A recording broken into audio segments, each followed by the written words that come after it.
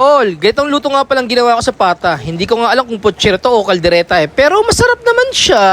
Sinimulan ko na nga pala magpait ng kawali. Naglagay ako ng mantika. Pinan-fry ko nga pala yung mga pata slice. Kapag medyo golden brown na nga pala siya, pwede mo siyang baligtarin. O hanggang maging crispy lang yung balat. Tapos, pag okay na, pwede mo na siya i-set aside isa-isa. Naghiwa na nga pala ako ng ating mga aromatics. Nagsimula nga pala ako maghiwa ng bawang. Gumamit din pala ako ng sibuyas na puti. Sinamahan ko rin pala ng 3 pirasong kamatis. Maghihiwa rin pala ako ng siling pula, pati siling berde. Bell pepper lang yan mga tropa. Tapos gagamit nga pala ako ng 1 pirasong carrots, binetan ko siya tapos hihiwain ko lang siya ng pa-cubes. Naghiwa rin pala ako dito ng 3 pirasong patatas. Bali, pa-cubes din nga pala yung gagawin ko. Tapos baggy beans mga tol, tinanggalan ko lang yung mga tangkay. Tapos naghiwa rin pala ako ng cabbage. So, nagsatay nga pala ako ng sibuyas, pati bawang mga tol. Nilagay ko nga rin pala yung kamatis. Tapos yung pata na pinanfry natin kanina. Tinimpla ko siya ng patis, paminta, pati bechi mga tol. Tapos nilagay ko nga pala yung tomato sauce natin. Nilagay nga rin pala ako ng tubig para pag pinukulan natin medyo lumambot yung ating pata. Sinimmer ko lang ng 20 minutes. Tapos nilagay nga pala ako ng liver spread, patatas, carrots, bell pepper. Tapos simmer natin ulit sa loob ng mga 10 minutes. Tapos lagay ko na nga pala yung baggy beans pati cabbage. So ganito nga pala yung ginawa kong luto sa pata. Hindi ko nga alam kung pochero o kaldereta